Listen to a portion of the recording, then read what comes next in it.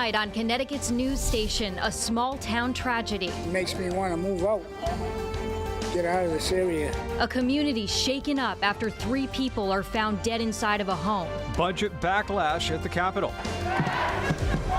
Hundreds of college students ditch class to demand more funding for education. And calls grow louder for answers. So we have been calling. We have had no responses. Students and parents feeling frustrated after Stone Academy announces it's closing campus for good. Feeling more like April than February today, and it gets even warmer tomorrow. Plus, we are timing out the chance for some rain later in the day coming up. There is still snow in Connecticut. You might just have to look a little harder to find it. I'm meteorologist Ryan Breton. We'll share how ski areas are still surviving in this warm winter ahead. And Player Portrait, a local painter working to turn Super Bowl stars into works of art. Now at 6, this is Fox 61, Connecticut's news station. Good evening. Thanks for joining us here on the Fox 61 News at 6. I'm Ben Goldman. And I'm Jen Bernstein. A Valentine's Day tragedy. We are following developing news in the northeast corner of the state where a young child and 2 adults were found dead inside of an apartment building last night. The tragedy leaving people in the tight-knit community of Brooklyn shocked and saddened this evening. Fox 61's Samaya Hernandez has the latest from authorities and also has reaction from neighbors. Behind this apartment complex is a play area where neighbors tell me they're used to seeing children play, but they fear one of those boys they won't be seeing again. And that is because last night, state police now investigating after they found a young child and 2 adults dead inside of Unit 5. A bullet went through there. John Belial overcome with emotion Wednesday, recounting events that unfolded around 8:30 at night on Valentine's Day. And my neighbor came over and said, don't let the dogs out or go outside because someone has got a gun. Someone shot somebody or something. Middle Street typically quiet, children and dogs usually the loudest noises. That all changed Tuesday night when State Police Major Crimes Unit arrived to investigate the deaths of 2 adults and a young child inside Unit 5. Belial says a bullet went through the wall into a neighbor's upstairs bedroom where an infant sleeps. It was like Christmas out here with all the cop cars. Belial and his girlfriend placed a note on the door Wednesday that reads, "God bless this family." Several neighbors tell Fox 61 a couple and their 5-year-old son lived inside. Authorities are not releasing the names of the deceased pending autopsy results. Awful. I'm in awe. I can't believe it. Neighbor William Hopkins says he's seen the boy play in the common area. He struggled to make sense of the tragedy Wednesday. It was unreal because I didn't believe it would happen in this area, but it did. It's traumatizing. Yeah. The superintendent of schools tells us that the child did not belong to the school system here, but the school system is still making counselors available for anyone impacted by this loss. In Brooklyn, Samaya Hernandez, Fox 61, Connecticut's news station. It's awful, Samaya. Thank you. Well, hundreds of UConn students gathered at the state capitol today to protest Governor Ned Lamont's state budget proposal. University leadership saying if enacted, the governor's budget would leave the school nearly $160 million short next year. Fox 61's political reporter Emma Wolfhorst is live at the Capitol. And Emma, what did you hear from students today? We heard a lot of emotions from these students here at the Capitol today, many concerned for the future of their school. Now, university administration says if this budget is enacted, these shortfalls could lead to a tuition increase upward of $3,000 per student, which many say is unaffordable. Nearly 1,000 protesters at the state capitol Wednesday, calling for more funding from the governor and state legislature. You know, we've come to show the governor and the Connecticut General Assembly how much these cuts could affect us, but also how much we care about UConn. But Governor Lamont says UConn's budget is not being cut. I think they got some misinformation. I just want them to know that's not true. We're continuing to make investments in UConn because it's the best investment we can make. The governor's budget does raise base appropriations for UConn by about $23 million, but overall funding to higher education institutions would shrink, which schools say they can't sustain. We really don't know. We don't know how this could potentially affect us, and we really don't know the scale. So we really want to make sure that we don't have to find that out. because the governor's proposal doesn't make a significant investment in public higher education. In fact, he doesn't even give enough to cover their ongoing costs. This decrease is due to temporary pandemic-era American Rescue Plan Act dollars expiring, and the Lamont administration says it's attempting to transition funding to a more sustainable place. In the case of UConn, they had dorms that were empty, they were doing testing, they were doing vaccinations. So that money doesn't all have to be replaced because the nature of that emergency is over.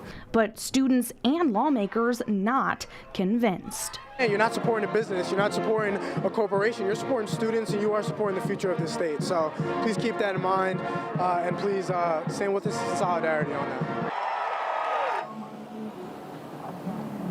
Happening right now at the Capitol complex behind me, the Appropriations Committee is hearing public comment on the governor's budget proposal. Lawmakers on the committee told me hundreds were signed up to speak tonight, many of them students who were at this morning's protests. Now, Representative Haddad also said to me that he's in it for the long haul, and this could be a pretty long night. For now, live at the Capitol, Emma Wolf-Forst, Fox 61, Connecticut's news station. Emma, thank you. In other news here, the saga of Stone Academy continues. On the news at 5 this evening, earlier we told you why the school decided to suddenly close, and now we want to explain what led up to this decision. Fox 61's Matt Caron did some investigating. He joins us live at the East Hartford campus tonight. Matt?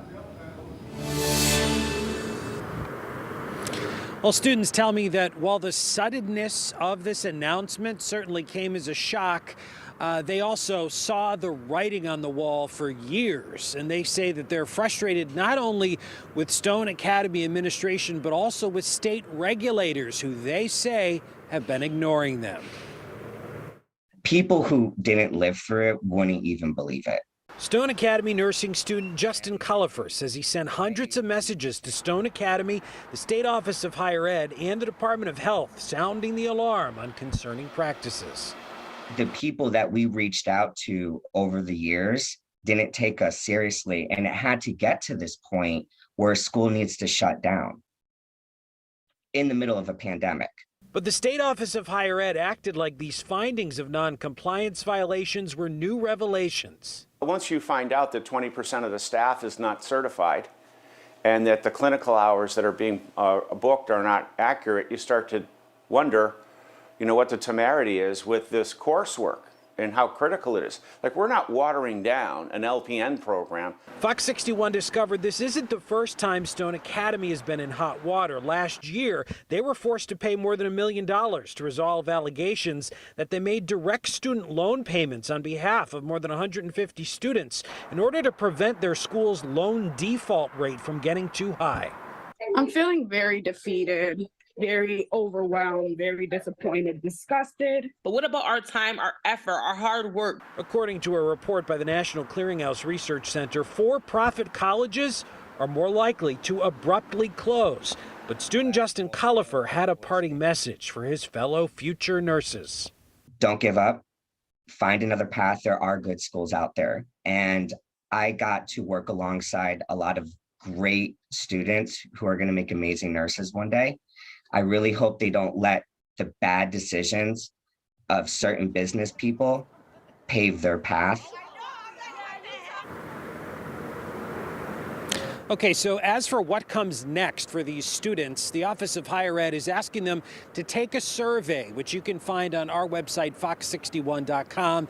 It'll better inform them of the correct path forward. As for when Stone Academy will officially close, well, we don't know that exact date yet, but state regulators tell me it'll be sometime before March 27th. And they also say they want it to be as soon as possible because, quite frankly, they don't have a lot of confidence that Stone Academy can continue to provide quality instruction. We're live here in East Hartford. Matt Caron, Fox 61 News. All right, Matt, thank you. Well, new tonight, Governor Lamont is laying out his funding proposal to expand access to child care. The governor is proposing to increase funding for the Care for Kids program, which helps low-income and middle-class families pay for child care costs. The increase in funding would support a salary increase of 10% for licensed providers and 5% for unlicensed. The governor saying the funding is essential to a thriving workforce and getting parents back to work as the pandemic eases. Developing news out of Litchfield County, where a car crashed into a building causing serious injuries. All of this is unfolding right now near the intersection of Peck Street and Route 202 in Torrington. Police say a medical helicopter had to be flown in for someone who was injured. No word on how this is impacting traffic in the area. We're working the phones right now. We'll bring you more information as it becomes available. All right, turning now to the weather, a very nice and warm, sunny day across the state. People were out in the Elm City this afternoon taking advantage of the unseasonably warm temperatures. So I feel like we've been saying this all winter long. How long will this last? Chief Meteorologist Rachel Frank, what are you seeing? It's going to get even warmer tomorrow. Wow. We will eventually get cooler this weekend, but not cold. Temperatures will stay above average for the next week or so, although it does look like maybe a week from today, we might be able to get back to more of a typical February pattern. There's certainly no big, harsh cold in sight. Look at these numbers. This is a look at today's high in the 50s to right around 60 degrees. And even as of 6 o'clock at night, many areas are still well in the 50s. Just a few degrees shy of 60 in the Hartford area. It's been blustery for much of the day today, but the wind is starting to come down. We're only seeing one reporting site having winds at the moment, and we'll see increasing clouds through the day tomorrow, and there is a chance for some rain later in the day and at night. So we should have some showers around this time tomorrow. Heading through the evening tonight, 11 o'clock, it's still warm with temperatures around 50. We'll see overnight lows that'll be in the upper 40s to around 50 degrees, and then we quickly see the numbers take off. We'll have some sunshine to start off the day, then increasing clouds with some showers developing between 3 and 5 p.m. We'll talk about those cooler temperatures for the weekend, your full forecast, and some more rain for Friday coming up. All right, Rachel, thank you. Noon tonight, state police looking to talk to the witness of a fatal crash in Farmington. Police say Tiara Thomas from Springfield, Massachusetts was driving on 84 westbound near exit 39A when she lost control and then crashed into a metal guardrail into the left shoulder. Thomas was taken to the hospital where she was pronounced dead. The investigation is still ongoing. Anyone who might have seen that crash should contact state police. In Meriden now, where police have made an arrest in connection with an October shooting at a convenience store. Mekhi Harris is accused of firing shots in the Sam's food store parking lot after a fight. Multiple cars were hit by gunfire, and a woman sitting in her car was injured after a bullet shattered her window. Harris is being held on $500,000 bond. As we near the one-year mark of the Ukraine war, Stanford-based AmeriCare says that they've provided more than $70 million in aid to assist the country. In the past year, AmeriCare has shipped more than 300 tons of medicine and relief supplies, awarded more than $1 million in funding to provide heat and power to health facilities in Ukraine, as well as donating more than 50 generators to the country.